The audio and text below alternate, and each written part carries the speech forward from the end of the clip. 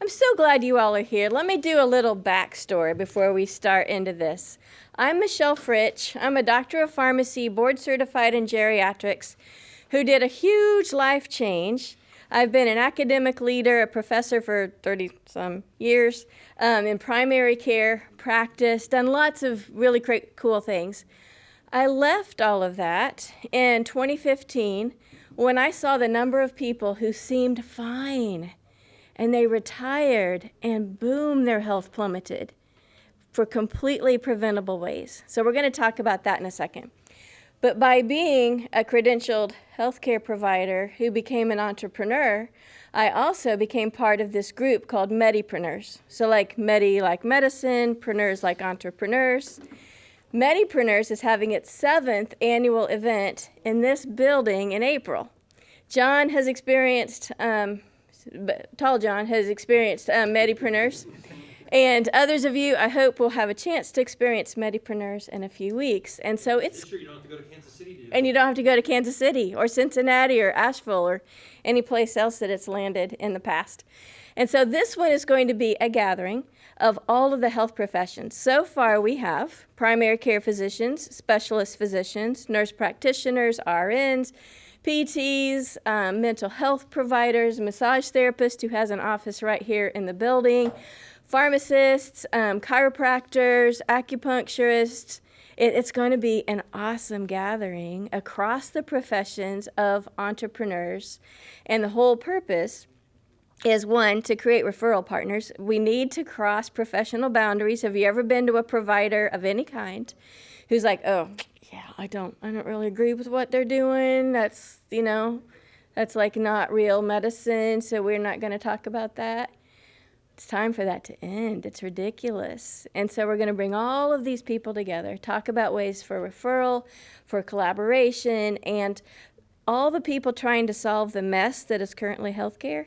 They need licensed people to speak into their solutions who actually know how it works. So all of that is going to come to fruition in this room in a few weeks. So if you want to know more about Medipreneurs, I'd be glad to share it. But today, we're here to talk about something else. And so I'm going to introduce the wonderful Joe Colavito in just a few minutes. But I want to start with telling you more about Propel. And I've confused everyone, I realize, because you've seen retirement wellness strategies on all my stuff. Now you're seeing Propel Comprehensive Wellness. And I got to do a shameless plug.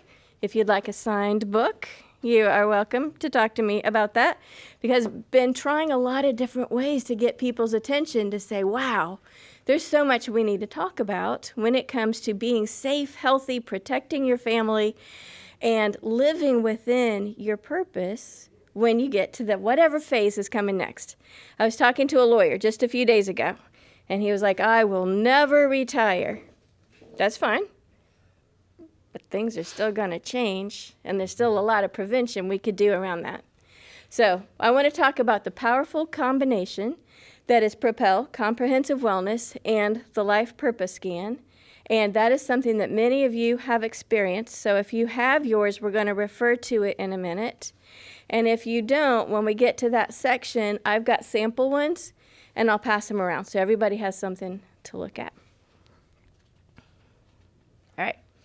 So tell me, what are your dreams? You can use the word retirement. Who hates the word retirement? Yeah, so we don't have to use that word. After age 50, what sorts of things do you want to do with your life that you feel like you've worked for a really long time for the opportunity to do those things? Travel. Okay? Just so you know, this is Cinque Terre in Italy, and this is Jamaica. So yeah, travel's awesome. Pick up a new hobby. Excellent. Do totally new things that you just haven't had the bandwidth to do. Build a new business. Whoa, serial entrepreneur. Love it, Charlotte. Yeah, I think just continue to create fun stuff. Create new things. Because you've sort of created a foundation for yourself where you've got the ability to do that. It's not quite as risky. Love it. Put you on the spot, Tom. What are your dreams? Travel, hobbies, like you said, getting into more of that. Just, yeah, and yeah, we do create little things that we do to go out, whether it's giveaway or sell, so work on that, so. So a bigger mix for a lot of people, things that they get to do. Sportsmen, pickleball, golf, motorcycles, fun cars. I come from a long line of fun vehicle people, so we've had RX-7 and Mustangs, and on the cover of the book is my dad and his Roush Mustang. So, long line of people like that. Lots of motorcycles. How about your fears? What could completely mess up everything you've got planned? Health? Health is the number one. How many people feel like they're taking truly proactive steps to maintain their health? How many people limit that to diet and exercise? If not diet and exercise, tell me more. What other things? Emotional health. Good. And can I ask, what do you do to maintain emotional health? Do you have like... Diet and exercise. Okay. Okay. We're all connected. I have a machine, it's a PEMF machine, and it helps increase blood flow. And so that is, something that I'm pretty good about being routine with, making sure that, my body's able to heal itself. That's really cool. I want to hear more about that. Thank you. Yes. I take one-on-one emotional intelligence every month. Oh. And that's been good. Is that like a coaching kind of It thing? is. Yeah. Or And it class. just helps me journal things, get things out that are easy to ruminate on, and past regrets and things like that. And I know that's helped me lower the blood pressure a lot. That is fantastic. Can I ask, how did you find that? Actually, I met her through the same sales training I met Todd. Brittany does it. Oh. And just we stay connected, and yeah, just something it takes a lot of work. It's one of the hardest things I've ever done, is being that vulnerable, but It's worth the time and effort. very healthy, yes. Keep hold of that word, vulnerable. It's going to come back. Trying to intentionally stay connected with friends and family through Yes. getting together regularly. And you're able to do that now, because a lot of people kind of save that for when life slows down. I'm trying to resume that right now. Okay. Yeah. Oh, brilliant. That makes sense. Good. So I'm the least musically inclined person here, so one of the things I want to do is learn how to play the piano. So I've been trying that for 6 months. It's hard. It's like learning a new language, but it definitely keeps you sharp mentally. It does. The last CEO of a health system that I worked for now plays guitar. He's learning all sorts of musical theory, and he's at every jam session he can find all around the area. That's cool. Yeah. I would say meditation, and I discovered IFS. What's that? It's called internal family systems, where you find the different parts of you that are trying to protect you, that actually are holding you completely back. So it's a little bit of self-discovery. Oh, I want to hear more about that too. Awesome. And that is going to relate, I think, to what we're going to talk about. For years, it's helped me get through, the stress of dealing with insurance, especially on the health side and the other stuff that I've been doing over the years, is volunteering and serving. To me, I after, especially at Fridays, we would go in and I would work with the homeless and stuff, some of y'all know, but man, I'll tell you what, you go in there and after all the stress you have there, just dealing with people with, that find themselves in other situations, it really, puts things in perspective, but it usually, take a little bit of that stress and everything else off of it, and it's just been great for, being able to do that. So serving and helping others just makes an impact in that regard. It makes a huge impact on every element of health. We can talk. That's awesome. Thank you. I think sleep and rest. I think we're so underslept that getting a good solid night's rest is few and far between for a lot of us. The body-mind connection and the role of sleep in our ability to manage our emotional health and anxiety is just, we're still learning, but it's so impactful. And sleep is absolutely critical to everything in our body being able to stay rejuvenated and healthy. So spot on. I do a lot with sleep because it's core. Awesome. Okay. So we have 10,000 people turning 65 a day, just to say, the way that our society is changing. And a lot of people how many people are spending some time planning the finances, right? Maybe spend a lot of time planning the finances. But I'm finding that people are not spending a lot of time planning what is my purpose, because we have them at every phase. What is my purpose, and how am I going to truly stay engaged? How am I going to keep my relationships tight? How am I going to really be overall healthy moving forward? Here's what people are doing. I want you to, before I show you this statistic, this is from before the pandemic, and we know that it's gone up. Well, let me ask you. Stand in front of the computer, no one can see it. What's the average number of hours that the person over 65 spends watching TV a week? The average. 50, 20. I know it's 40.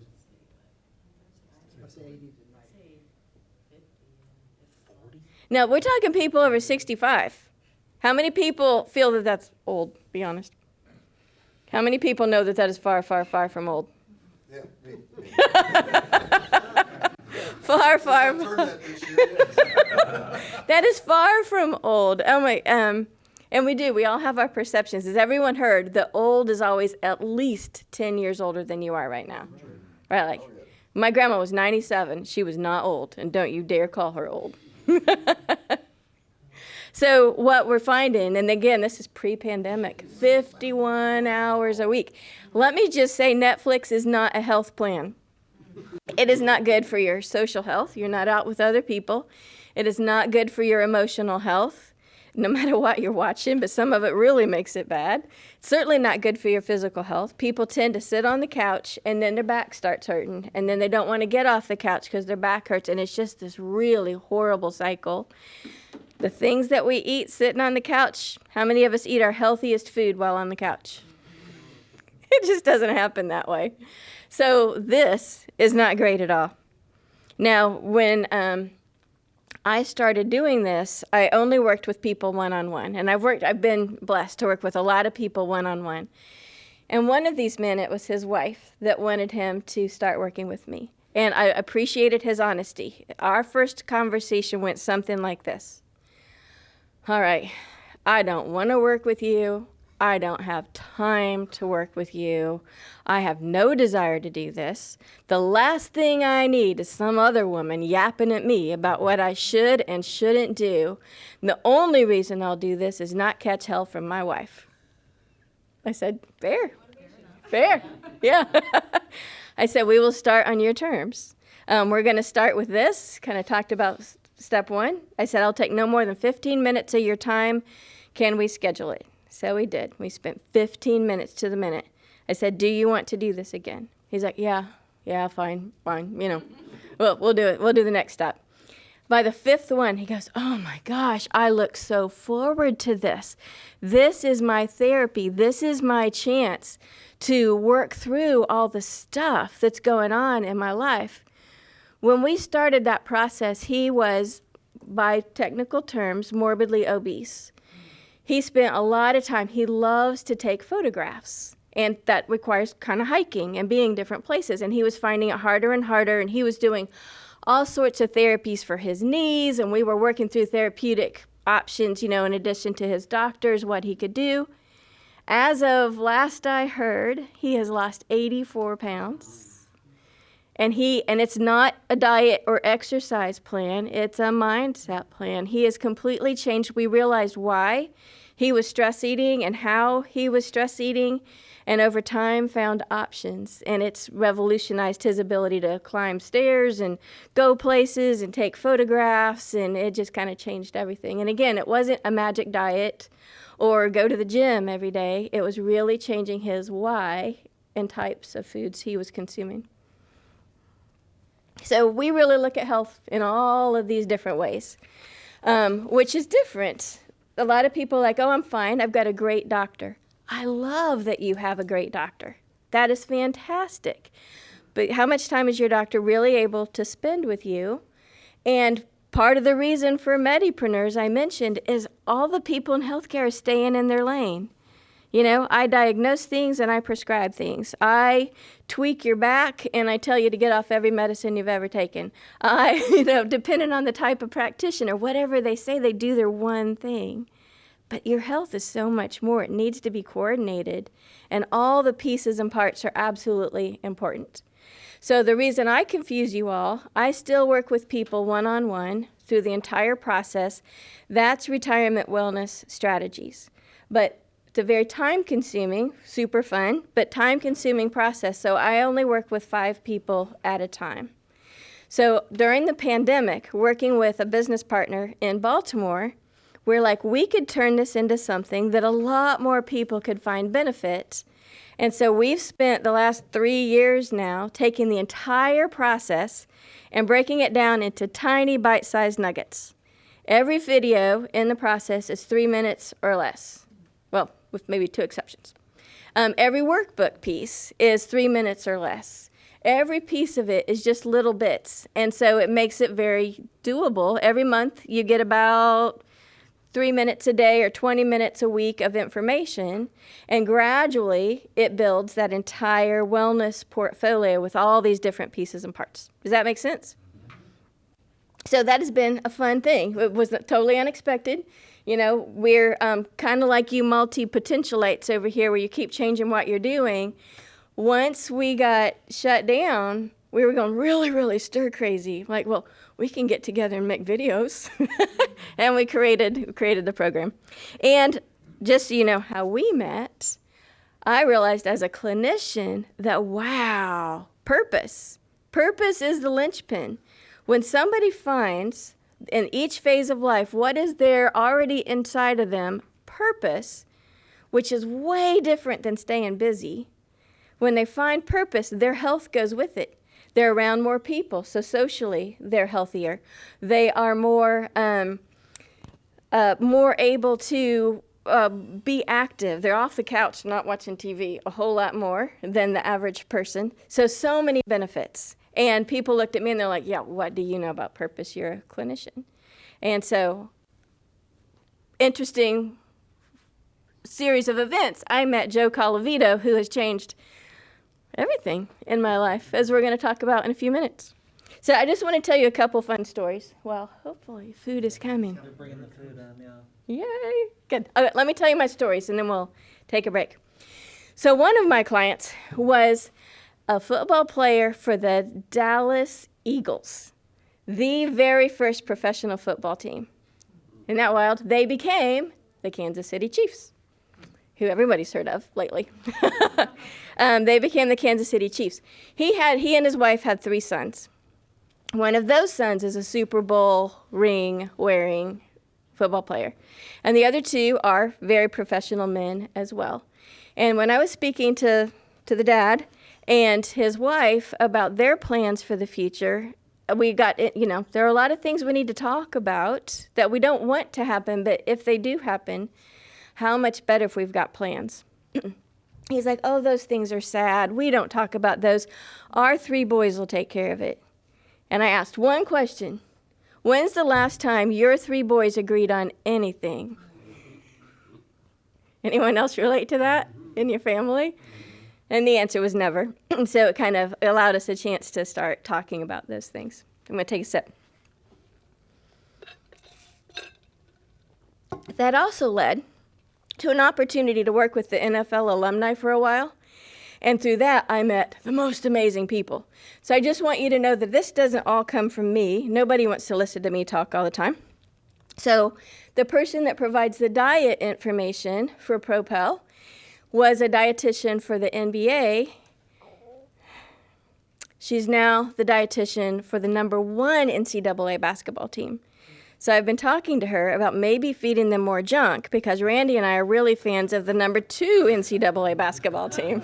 Or was #2 until this last week? No, we're still #2. Yeah. Oh, okay, you're right. Still #2. Whew.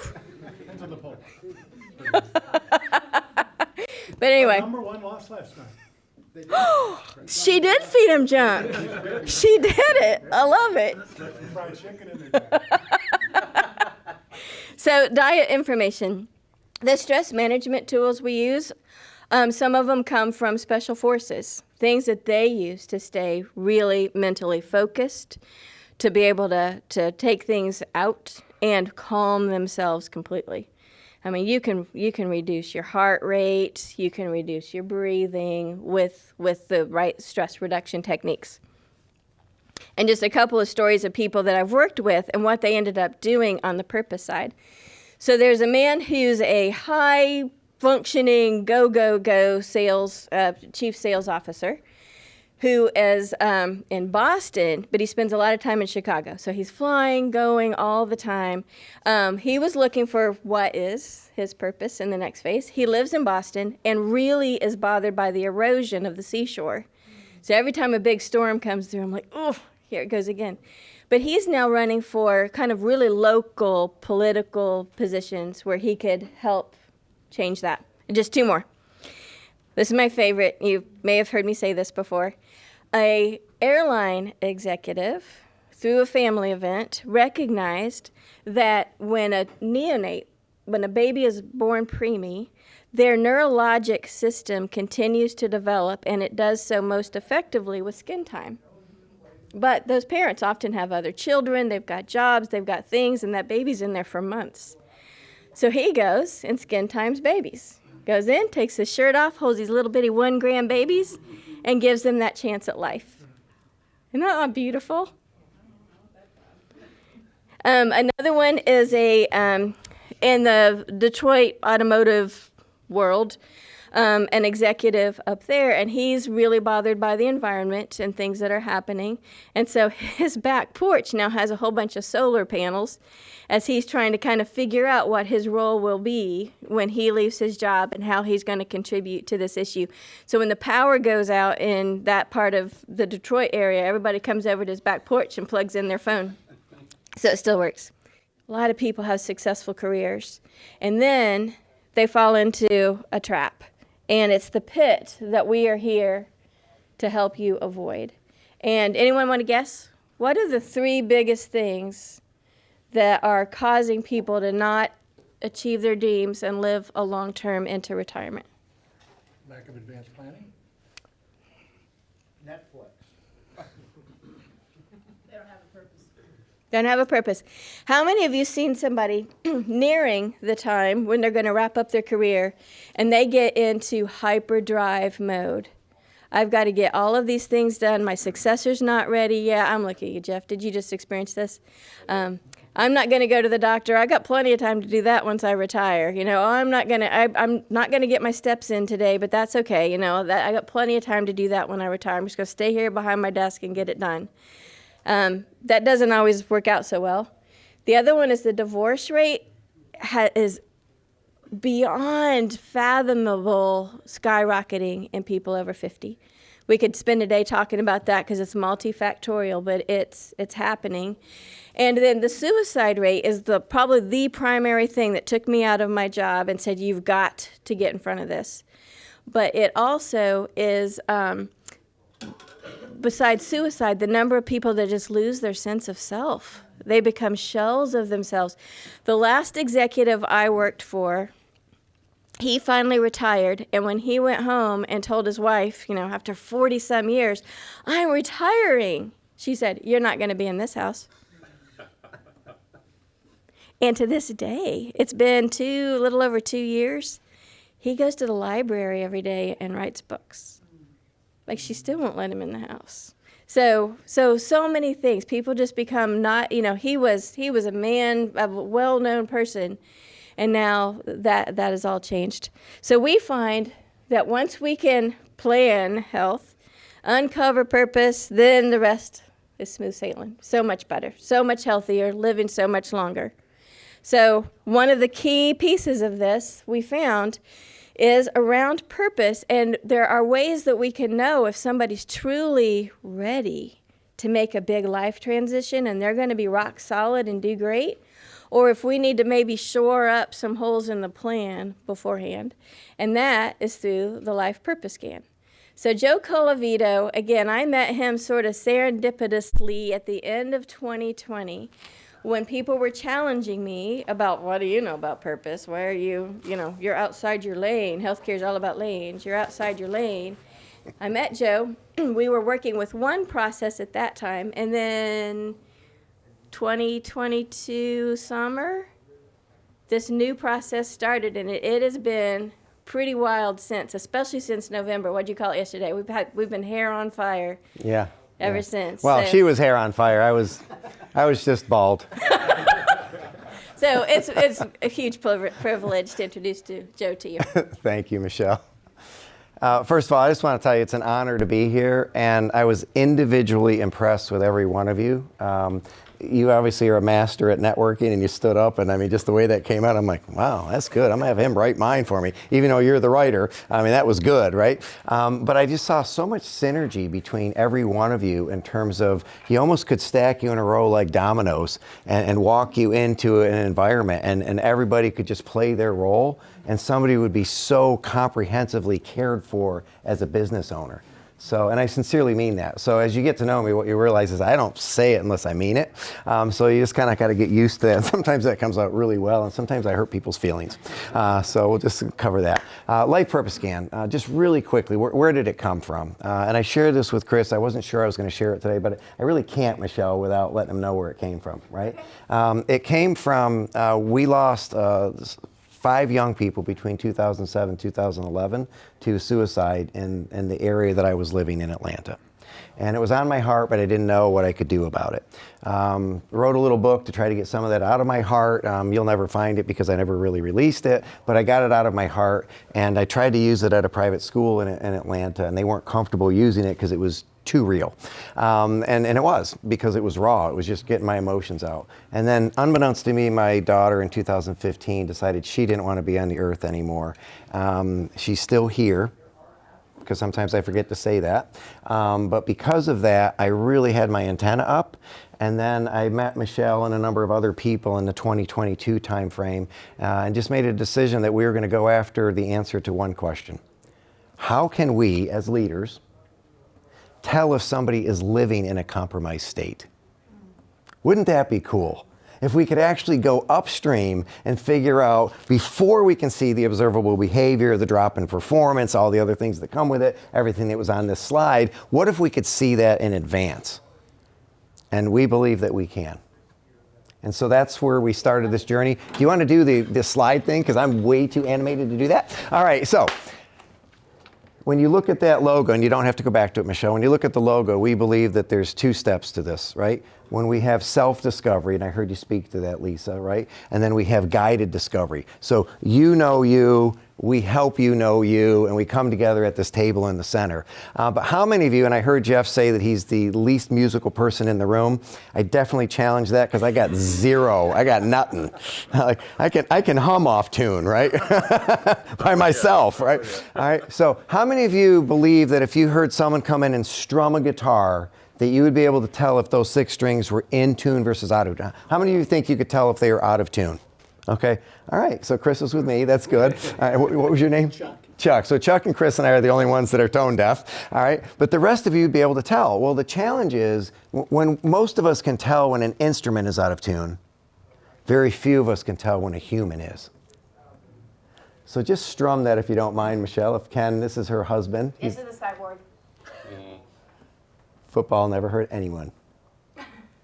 If it doesn't play, don't worry about it.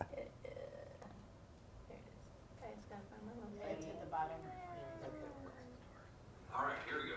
2, 3, 4.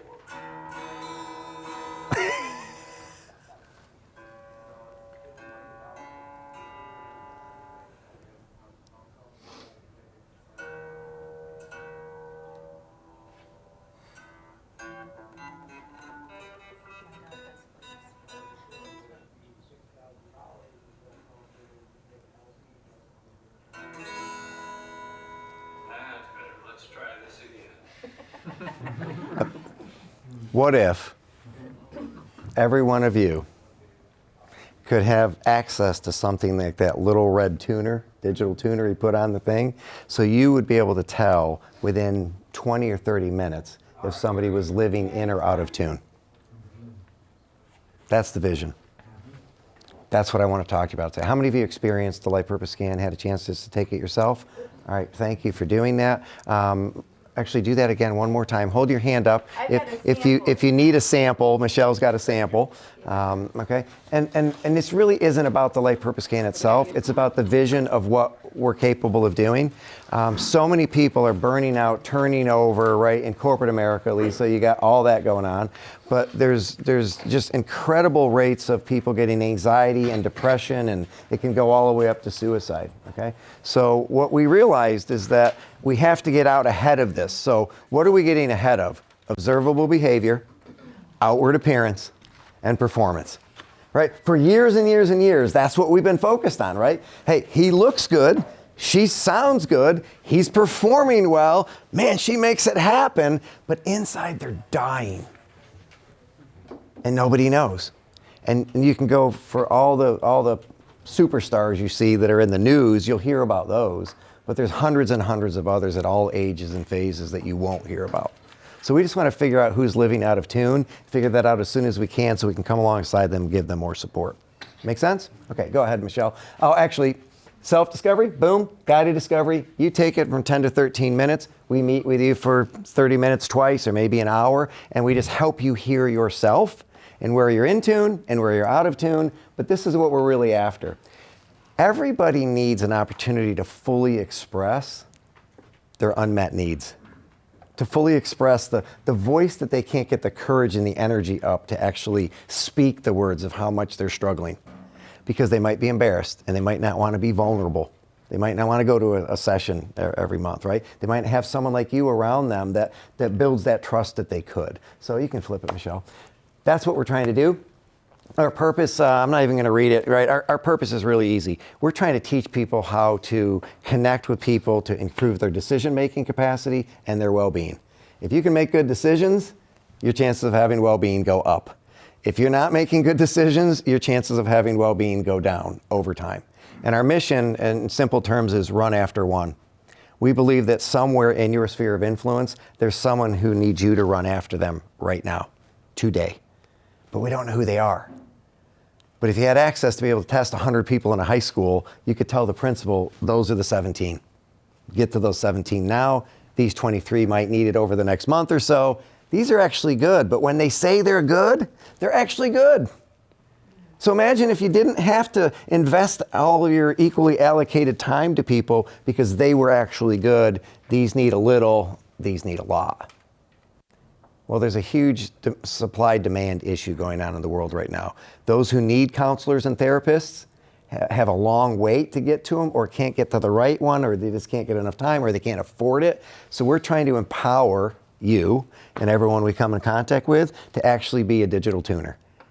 Anybody who has a heart and ears and can ask a question can use our tool to come alongside somebody to connect with them, comfort them, and celebrate something they have going well for them. Fair? All right, keep going, Michelle. These are the categories you're going to see. So in front of you, you've got these fancy looking arcs, and they run from self-awareness through capacity. There's some random words you can see on the screen up here. We actually measure 22 different storylines, right? 22 different strings on the guitar, if you will. And we measure what you're actually saying to yourself. That's the magic. Everyone has internal dialogue. Everyone has internal narrative. We want to hear what that is, but more importantly, we want you to hear what that is. So these are the categories that we measure. And these random words, identity, purpose, confidence, courage, environment, available, helpful, vulnerable, these are the words that showed up as areas that you would be able to focus on to improve, as a group, to improve your decision-making capacity and well-being. So I'm going to pick on you, Stephen, for just 1 second. How hard was it to get this word to be an ongoing part of your life, that vulnerable word? It took a lot of work. But once it's out there, it's much more easy to share that and be vulnerable for sure. Yeah. So when did you first get vulnerable? When was the first session? Oh. It took probably about 4 months. So you were meeting, and, Yes. and there was a coach available, Yeah. and you weren't sure it'd actually be helpful. And if you're not sure it'd be helpful, you're probably not going to be vulnerable. I mean, why put myself out there if I don't really know if, Chuck can do anything for me, right? So we measure all three. And so these all showed up. So what is the difference between resilience and endurance? And I'll move on. Resilience, your ability to bounce back from short-term setbacks. Endurance, your ability to handle long-term challenges. And I'm just going to give you a really quick version of that, right? Friday, Saturday, Sunday, I'm in the hospital with my dad. Don't know if it was a heart attack. I just know I had to carry him down a couple stairs and get him in the car, and I got him to the hospital. And so I'm in a short-term setback, right? And I'm calling Michelle, and she's one of my go-to people. I not only know that she's available, but I know she's helpful, and I have no hesitation at all to tell her I need help, right?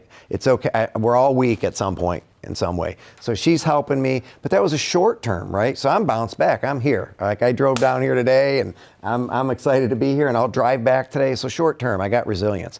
Endurance, they're now going to live with us for the remainder of their life in the room right off of our kitchen. My wife and I have no idea if we're capable of handling that because we're only in the second week. And in the first week, we went to the hospital for 3 days. Okay, so I don't know what endurance is going to be like, right? But I've got resilience. So we have to continually monitor this, right? We don't know until something hits you in the face. Fair? So these are the 5 leading indicators. What's the difference between a leading indicator and a lagging indicator? Anybody? The indicators that pop up more times than not. Is that correct? True, but the leading indicator basically tells you before it happens. Okay, and we heard a brilliant example from someone we were speaking with yesterday. When you're in the prison environment, and if you have been, please don't raise your hand or disclose that you have been, okay? But if you've been in the prison environment, when the commissary, there's a run on the commissary and everyone starts buying up all the stuff, there's a riot coming. That's a leading indicator. The commissary sales correlates to riot coming. Now, it probably took them years to get to that. They didn't figure it out in the first riot, but that's a leading indicator. We believe that decisions happen before you can see behaviors. And therefore, all of this is to measure what decision-making capacity is there, because if it's low and you take a punch in the face, bad decisions are coming. If it's high, you can take a couple weekends like I just had and you can still bounce back. Fair? All right. You're looking at your growth opportunity dashboard. It might not be yours, might be a sample. But all we do is a very simple process. Hey, do me a favor. There's 17 bullet points there. By the way, this is a typo. Ignore that. We're still waiting for our tech guy to come back from vacation. So that will be 17 shortly. But we just say simply read the 17 bullet points. When you feel, or you read one that makes you feel good about yourself, put a star next to it. You get 3 stars. When you read one that you're like, yeah, I kind of felt like that might be why I was out of tune, and maybe I should work on that, put a circle next to that, and then we just talk about it. Hey, do me a favor. Your first star was you appear to be on track in your journey of self-discovery. So Nick, how long and play with me for a second, all right? So Nick, how long do you feel like you've been on track with your journey of self-discovery? Me personally, about 18 months. Wow, good for you. So over that 18 months, like who or what contributed to you kind of knowing yourself better? Definitely family, inflection points. My journey has a handful of inflection points where I had to take a step back and evaluate what makes me happy, what brings me joy, and live the life that I want to live. I love that. Now, I recognize that we have a bunch of strangers listening to our private conversation right now, but at any point, if you're not comfortable answering a question, that's okay. Everything we speak about will be in private. Okay. Would you mind sharing one inflection point? I used to be a business-wise, a very successful entrepreneur, and it was at the expense of my relationships. So inflection point, my daughter's mom left and took my daughter up to Charlotte, so I had to reflect and figure out the type of person that I want to be and live the type of life that will bring me joy, which means more time with relationships and family. All right. Pause. Just the way I'm wired. Nick, stand up for just 1 second. Thank you. I get a hug. Thanks, buddy. Appreciate that. If you ever want to talk, I'm here. I appreciate that. Okay. All right. I didn't expect that and didn't plan that. And this is where Michelle says I do whatever I want to do, because I kind of do. Which was unexpected. Yeah. Thank you for that, sincerely. And if you ever want to talk, I'm here. Okay? This is all we're doing. It's that easy. That was one bullet point. That was 3 minutes. He and I could have a whole meal over the course of the next month, meet on Mondays and have meals and dig down into that, okay? I don't need to be a therapist. I don't need to be trained. I don't have to have a certification. I just need to care. That's it. So how many of you think you could do what I just did? Oh, come on, put your hands up, right? That wasn't a question, that was a statement. You can do what I just did. Anybody can do it, okay? So that's it. We walk through that, we talk about the stars, we talk about the circles, right? And we just help people hear where they're at, and we're not trying to fix. There's no diagnosis, there's no conclusion, there's no judgment. It's just, hey, I'm here, and we can talk about this, right? And then we'll move you towards something. Fair? All right, go ahead, Michelle. Thank you. Guided discovery. What do you think that means before I share what we think it means? What is guided discovery? I feel like when someone tells you to do something, you don't want to do it, and so you have to make them think that they came up with it, so then they'll do it. maybe that's a little bit. Yeah. I'm gonna let you come up with it. So Yeah, I love you, Amanda. That's awesome. That's awesome. Yeah. So just real quickly, I also do sales training on the side, right? But in sales training, here's what we say, right? When somebody is emotionally closed, logic won't work. So how many of you have fallen into that trap if you've got a teenager just go like this, right? And you're trying to give this logical argument and they're emotionally closed and it actually gets worse, right?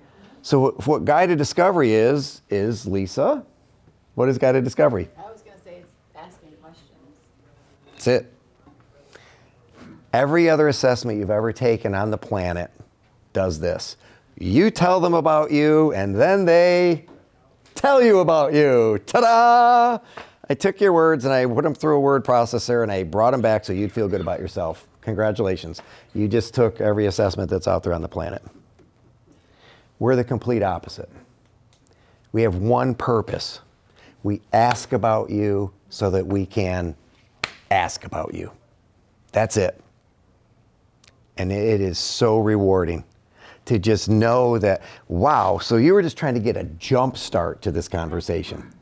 You weren't actually trying to fix me, heal me, judge me, do anything with me. You just literally care about me enough that you asked me questions while I was on my own, self-discovery, so we could come together and you could do some guided discovery so that both of us could hear. It's okay if it stays that way.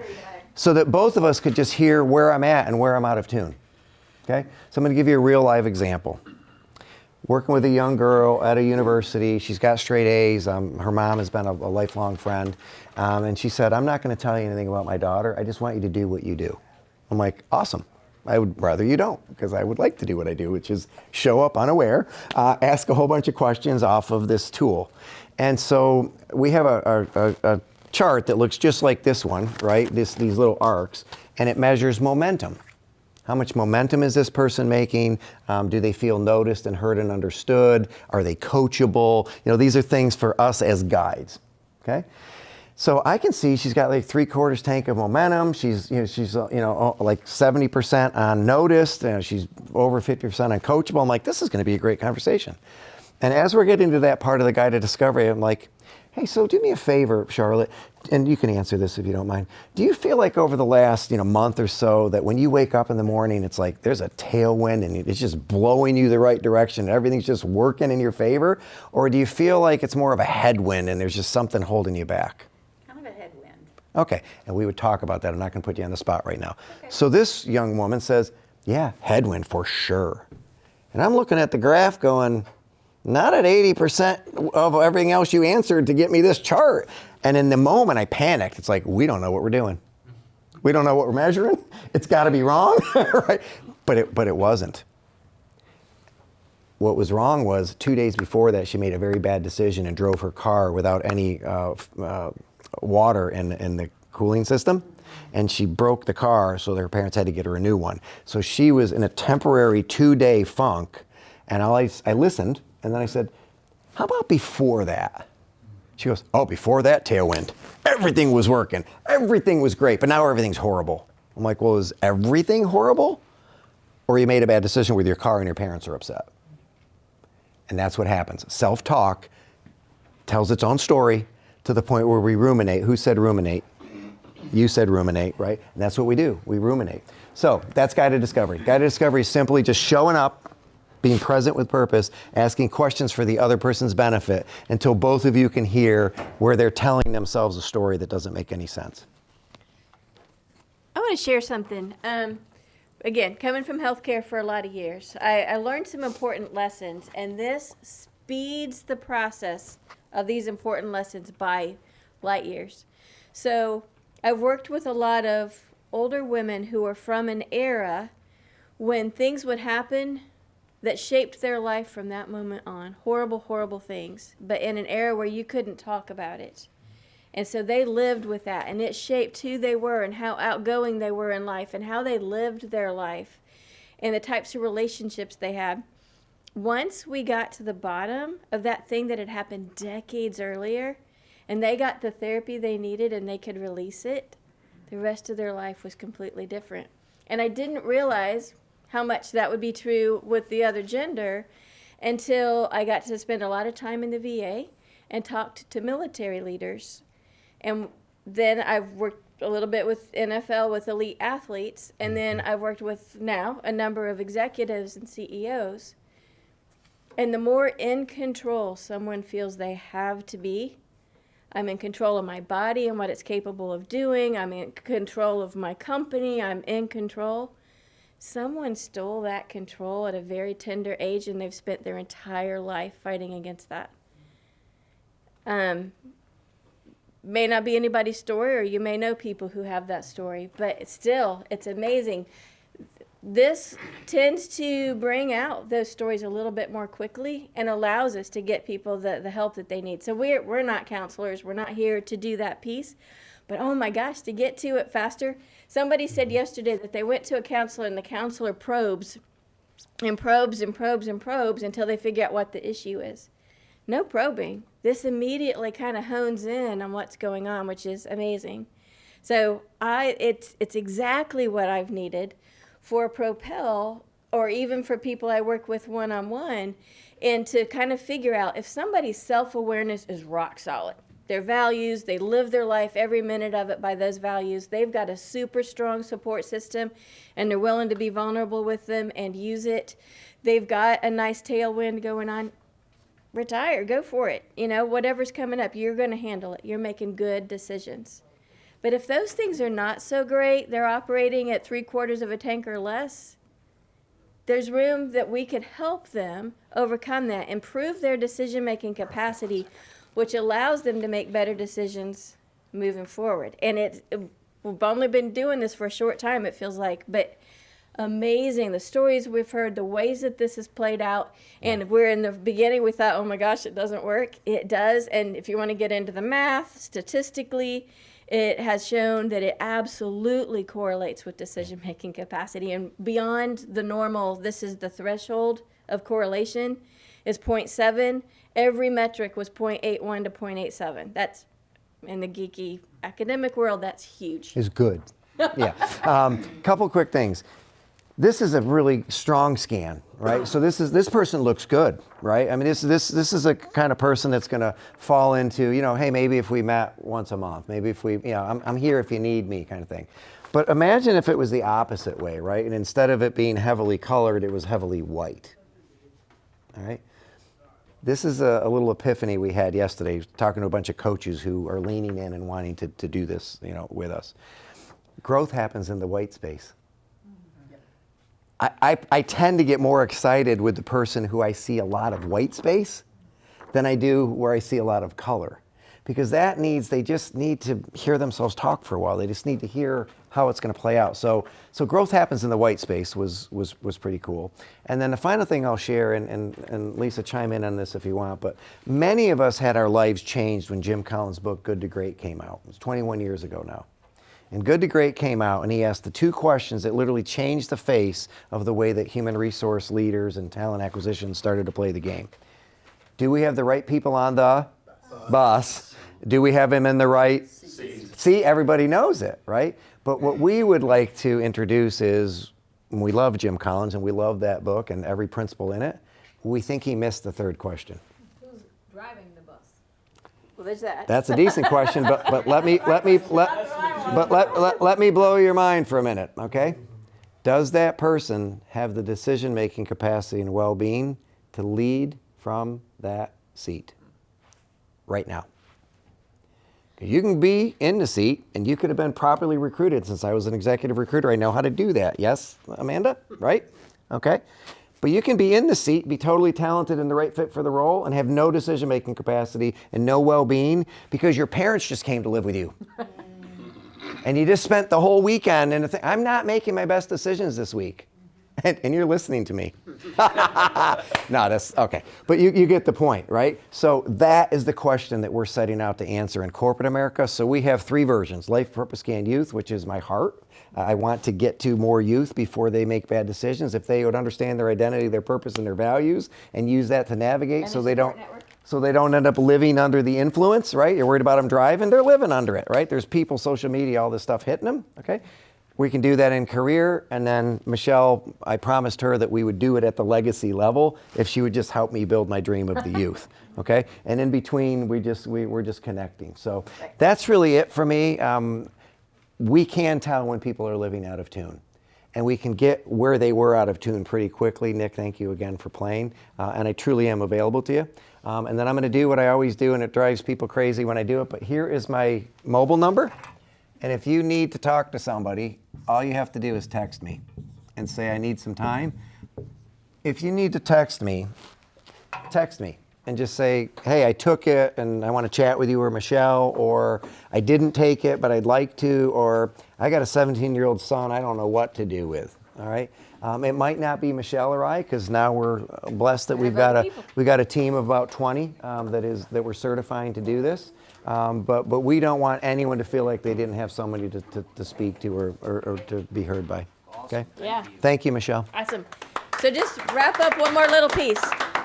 So now we find that if we can take people from their successful career, whatever they're doing, add the health and the purpose and the life purpose scan to help identify where we need to tune some things. It's just an amazing, quick journey to helping people make that successful navigation over the pit. And so I just want to share at the very, very end, my goal is that on the very last day of your life, you come across the home plate battered and bruised and dirt flying everywhere saying, that was a wild ride. And nobody's limping along on their walker going, I can get there. I can get there. Because with advanced planning, we can make that happen. So thank you for listening. Thank you for experiencing Mito Station.